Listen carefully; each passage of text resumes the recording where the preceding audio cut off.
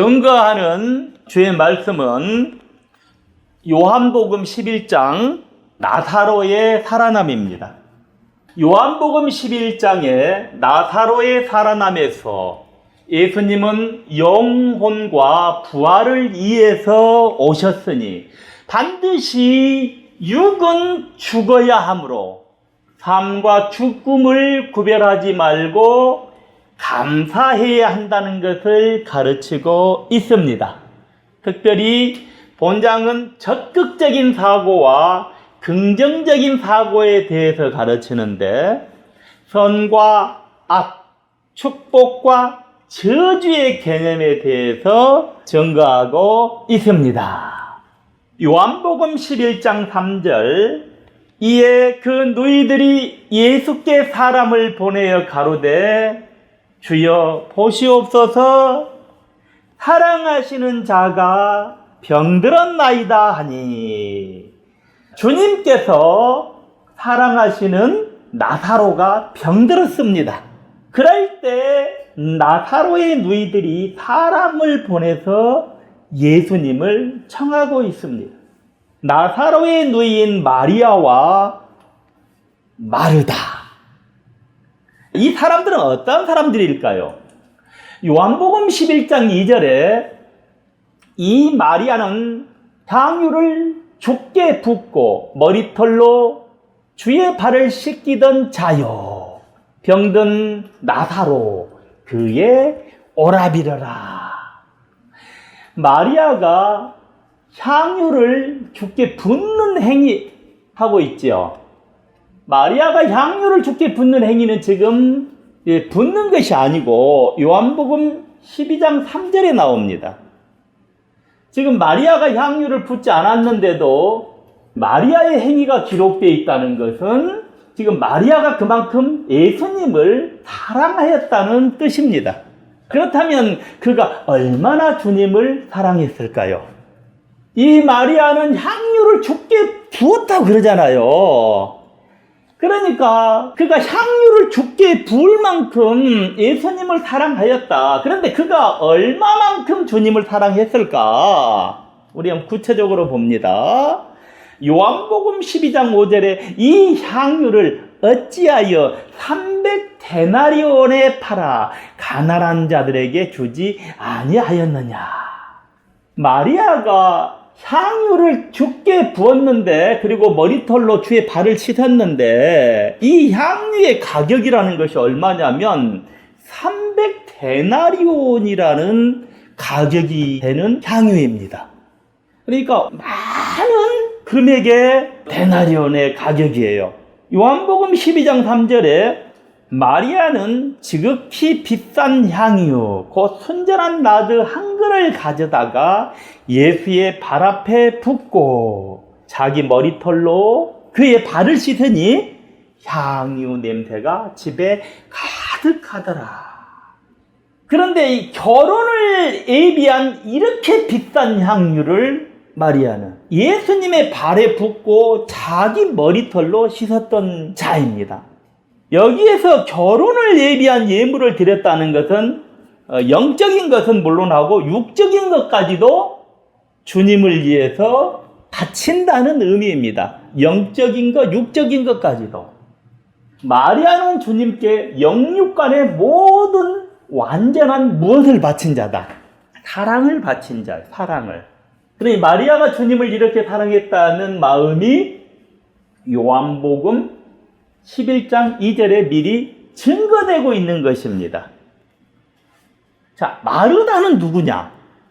마르다라 이름한 여자가 자기 집으로 영접하더라. 누가복음 10장 38절에 마르다는 준비하는 일이 많아 마음이 분주한지라. 누가복음 10장 40절. 자, 주님 말씀하십니다.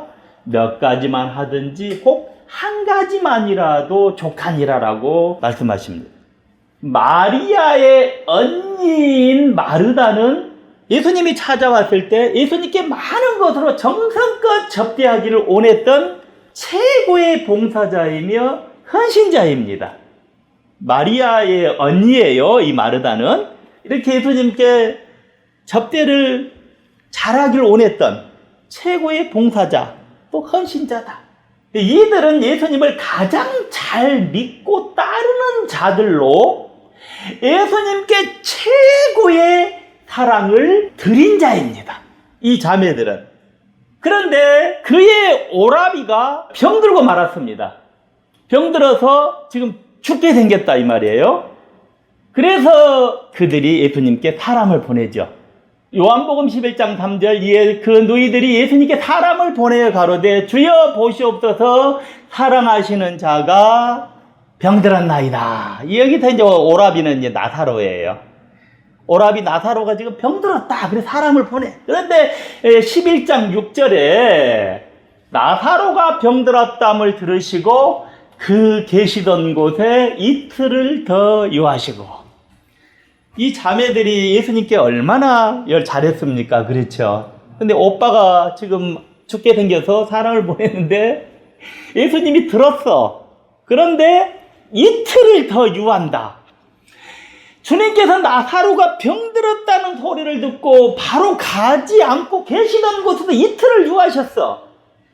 그들이 그렇게 사랑과 봉사와 헌신을 드렸던 예수님께서 당장 오시지 않는 겁니다. 요한복음 11장 21절에 그러니까 이제 나사로가 죽어버렸죠.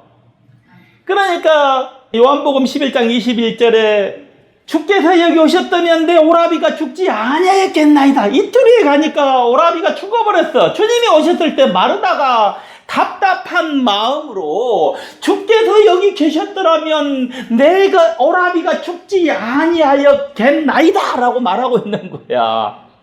이것을 우리로 한번 생각을 해보자고요. 여러분을 한번 생각해 보자고요.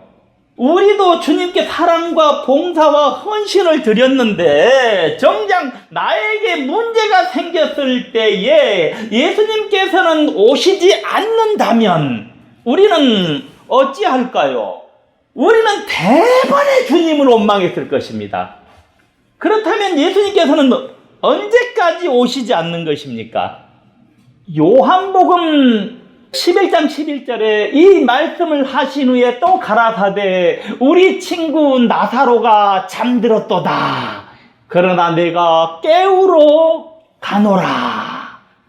요한복음 11장 14절에 이에 예수께서 밝히 이르시되 나사로가 죽었느니라 라고 하고 있습니다. 자, 죽음을 보기까지 가지 않는 것입니다.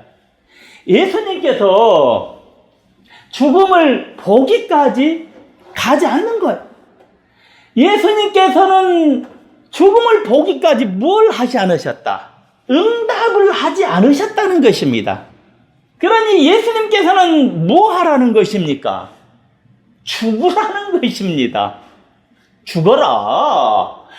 오늘 주님께서는 이와 같은 것을 요구하십니다.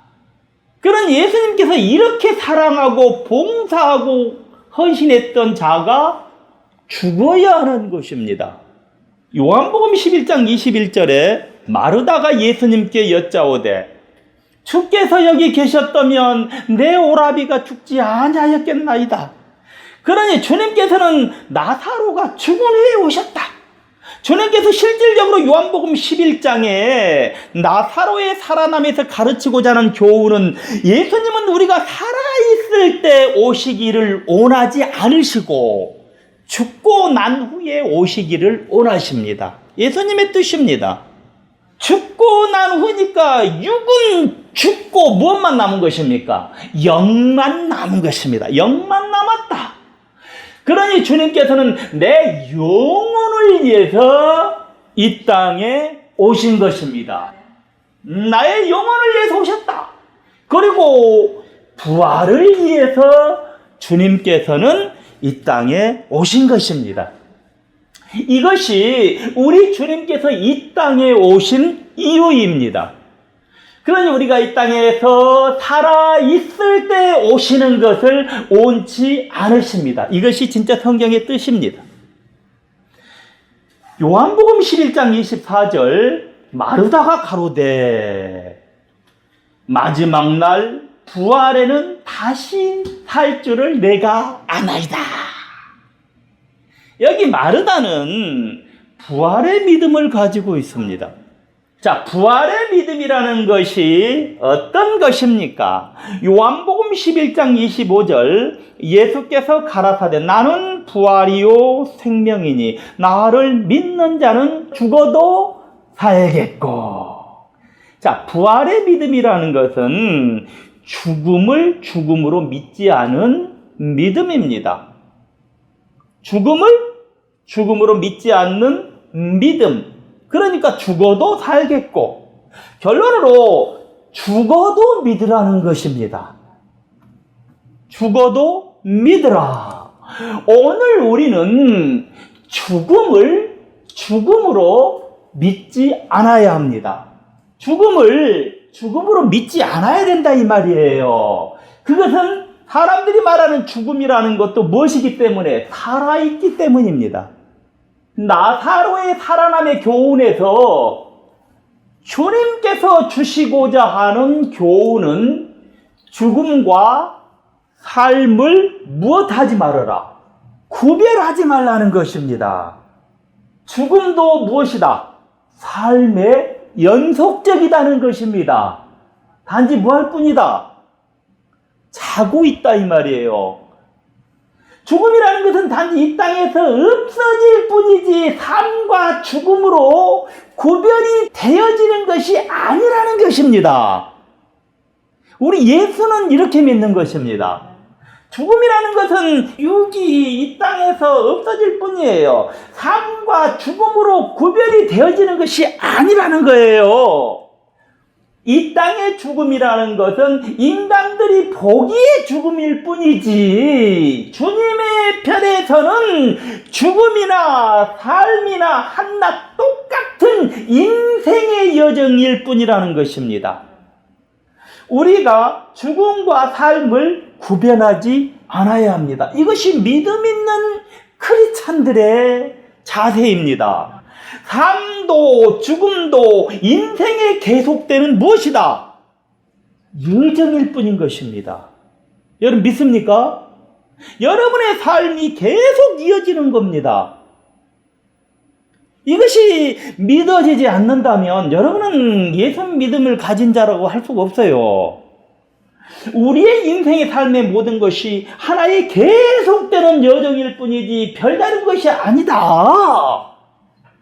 많은 사람들이 죽으면은 모든 것이 끝난다라고 말하고 있습니다.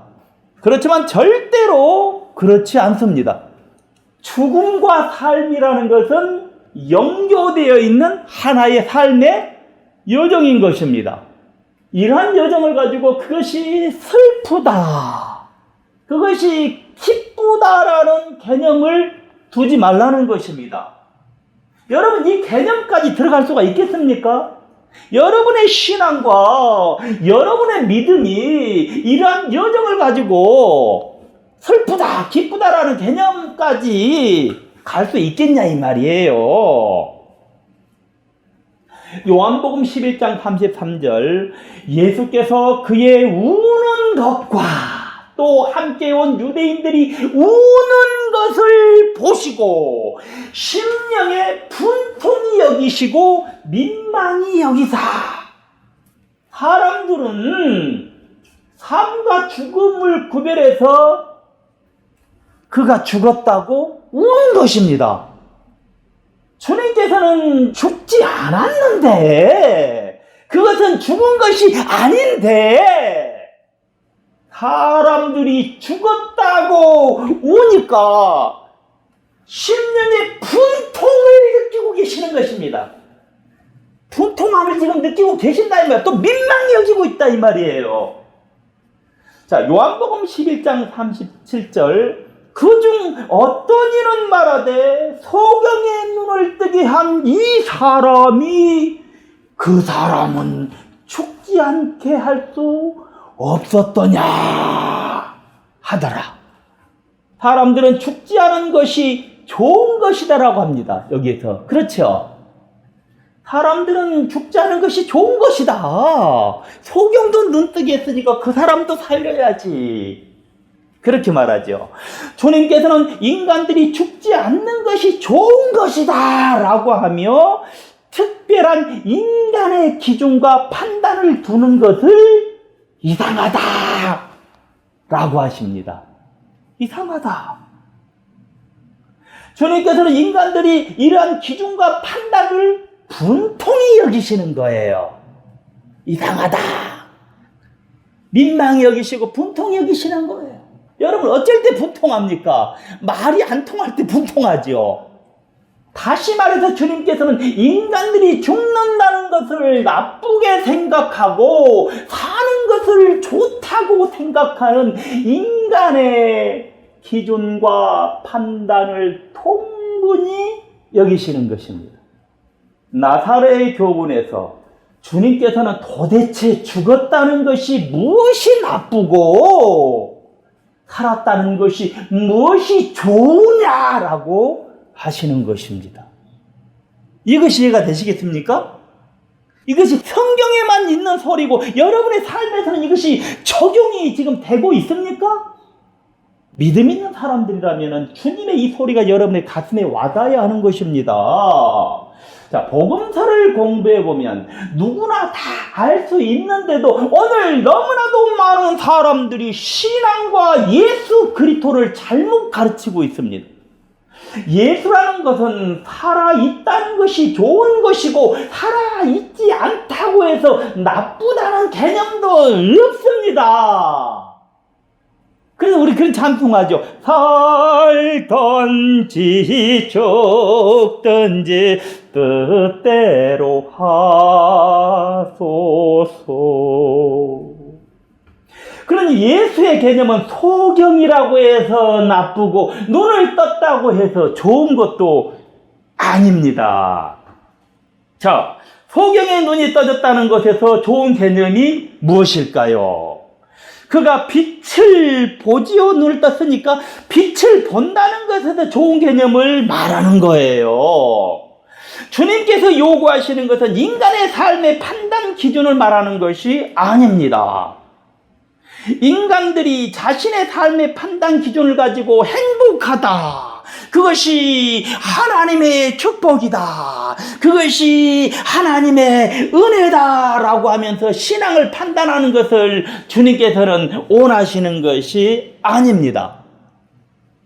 그러니 주님께서는 본절에 소경의 눈을 뜨게 한 이 사람이 그 사람은 죽지 않게 할 수 없었더냐라고 하면서 신앙을 판단하는 것을 원하지 않습니다. 그렇다면 주님께서 실질적으로 원하시는 것이 무엇일까요?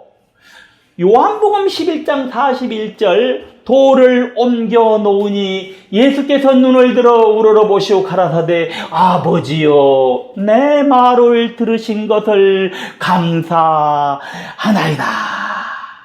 나사로가 지금 죽어서 지금 장사되었잖아요. 돌로 덮어놓은 거야. 닫아놓은 거야. 지금 돌을 옮겨 놓고 예수님께서 눈을 들어 우러러보시고 가라사대 아버지여 내 말 들으신 것을 감사하나이다. 자, 주님께서 실제로 요구하시는 것은 무엇이다? 감사입니다. 감사. 주님께서는 감사의 근본을 요구하시는 것입니다. 요한복음 11장 42절에 항상 내 말을 들으시는 줄을 내가 알았나이다. 그러나 이 말씀 하옵는 것은 둘러선 무리를 이함이니 곧 아버지께서 나를 보내신 것을 저희로 믿게 하려 함이니이다. 아버지여 내 말을 들으신 것을 감사나이다. 항상 내 말을 들으시는 줄을 내가 알았나이다 라고 한 것은 무엇을 위해서? 둘러선 무리를 위함이라고 했습니다.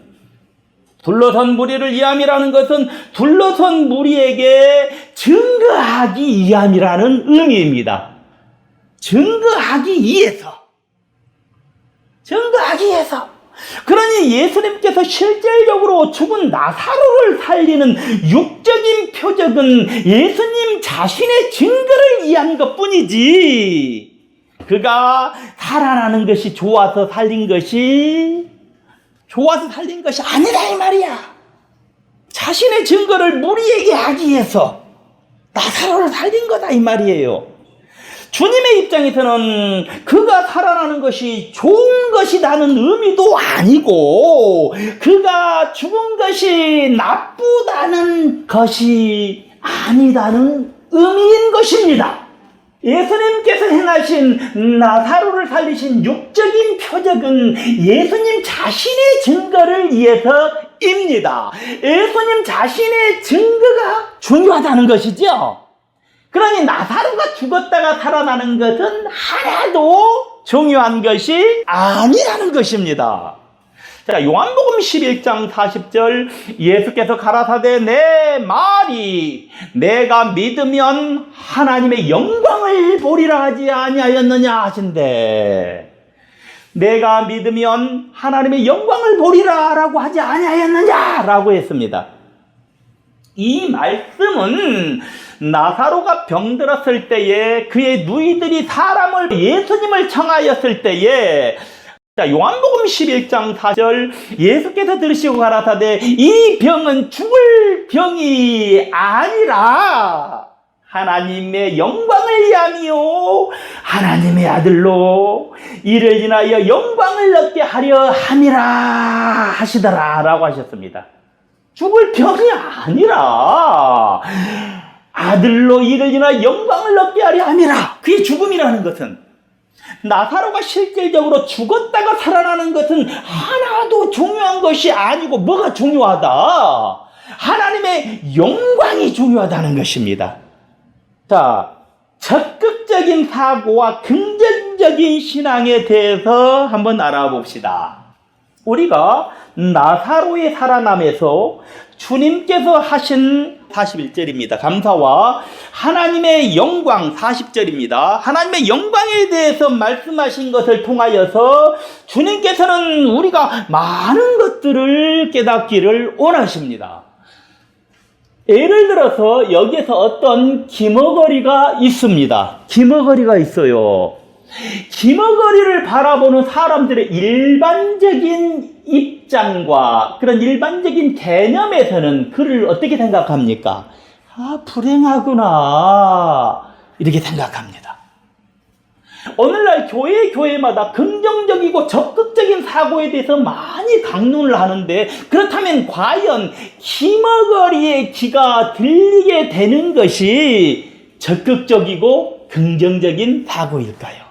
기머거리는 들려야 한다. 교회에서는 그런 생각을 가지고 있지요. 교회 예수 믿었으니까. 그걸 가지고 적극적이고 긍정적인 사고다 이렇게 말한단 말이에요. 과연 그것이 적극적이고 긍정적인 사고일까? 이것을 철학의 개념을 가지고 논하자면 기머거리의 귀가 들리게 되는 것이 적극적이고 긍정적인 사고가 아닙니다. 기머거리의 귀가 들리게 되는 것이 적극적이고 긍정적인 사고라고 한다면 이 사람들은 철학의 기본과 개념 자체를 모르는 사람들입니다. 오늘의 수많은 사람들이 여기에서 믿음의 큰 실수를 하면서 자신들은 똑똑하다고 착각을 하고 있는 것입니다. 그렇다면 기머거리의 입장에서 최고의 철학의 기본 개념에 의한 진짜 적극적이고 긍정적인 사고라는 것이 어떤 것입니까? 그리고 어떻게 해야 기머거리의 입장에서 진짜 긍정적이고 적극적인 신앙을 가지는 것입니까?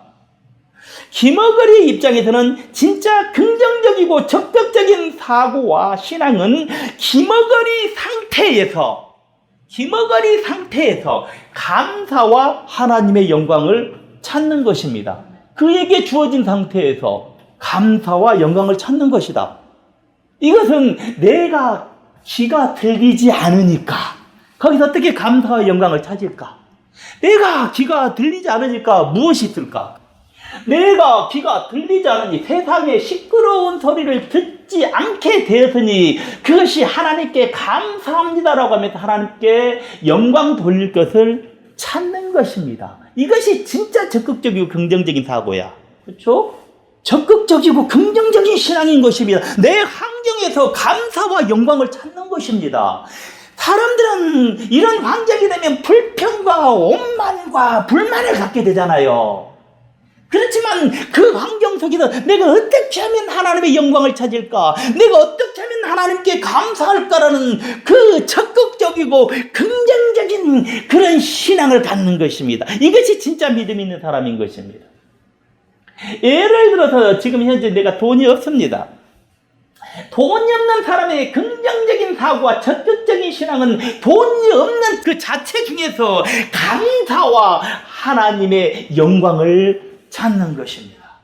그것은 내가 돈이 있을 때는 여기저기 다니면서 인생을 낭비했지만 내가 돈이 없으니 여기저기 다니지 않고 교회에 나와서 하나님을 더 열심히 섬길 수 있으니 감사합니다 라고 하면서 하나님께 영광 돌릴 것을 찾는 것입니다. 아니, 돈이 없다고 사람이 저주받은 것입니까? 아닙니다. 이것은 예수님께서 오셔서 나를 도와주는 것을 바라는 것이 아니라 내가 스스로 하는 것입니다. 그러니 많은 수입을 갖게 될 것을 믿는 것이 긍정적인 사고와 적극적인 신앙이 아닙니다. 왜냐하면 이것은 현실을 타파할 수 없는 인생들을 예수님께서 오셔서 직접 도와주셔야 가능하기 때문입니다. 그런 이것이 긍정적인 사고와 적극적인 신앙이 아니다 이 말이야.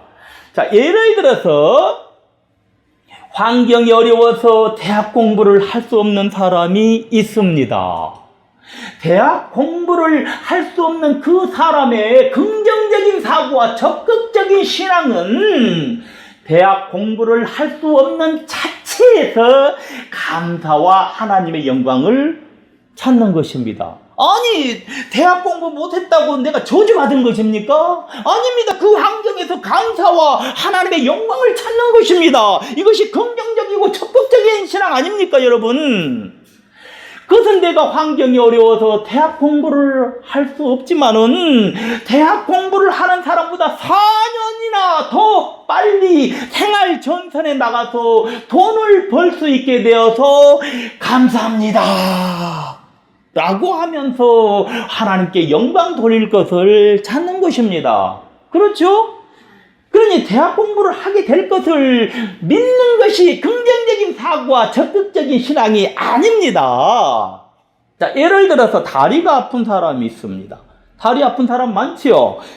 다리가 아픈 사람의 긍정적이고 적극적인 신앙은 다리가 아픈 것 자체에서 감사와 하나님의 영광을 찾는 것입니다. 그 자체에서. 그것은 내가 다리가 아픔으로 하나님을 많이 생각하게 되었고, 내가 다리가 아픔으로 기도할 수 있게 되었고, 내가 다리가 아파서 누워있으므로 하나님을 찬양할 수 있게 되었으니 감사합니다 감사합니다 라고 하면서 하나님께 영광 돌릴 것을 찾는 것입니다. 그러니 다리 아픈 것이 낫게 될 것을 믿는 것이 긍정적인 사고와 적극적인 신앙이 아니다 이 말이에요. 긍정적인 사고와 적극적인 신앙은 내 생활 속에서 감사와 하나님 영광을 찾아내는 것입니다. 긍정적인 사고와 적극적인 신앙은 병듦과 고난과 어려움 속에서 내가 직접 감사와 하나님의 영광을 찾아내는 것입니다. 긍정적인 사고와 적극적인 신앙은 죽은 자 속에서도 감사와 하나님의 영광을 찾아내는 것입니다. 죽은 자 속에서까지. 그럴 때 그것이 무엇입니까? 그럴 때 그것이 부활입니다. 할렐루야. 그러니 긍정적인 사고와 적극적인 신앙은 죽은 자 속에서 부활을 찾는 것입니다. 이것이 나사로의 살아남에서 가르치는 진정한 적극적인 사고와 긍정적인 신앙인 것입니다.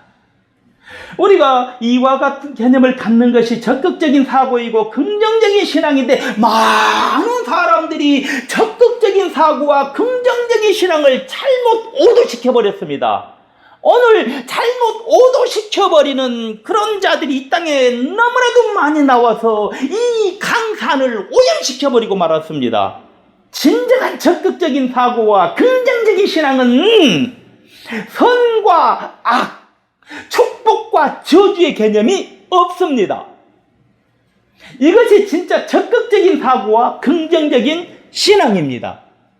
이 상태에서는 선과 악, 축복과 저주의 개념이 없는 것입니다. 그러니 우리가 이런 개념의 신앙인이 되어야 합니다. 우리가 이런 개념의 신앙을 갖는다는 것이 정말 힘든 것입니다. 그러나 이렇게 되어야 합니다. 이렇게 되어야 진짜 신앙인인 것입니다. 하늘나라에는 선과 악, 축복과 저주의 개념이 없습니다.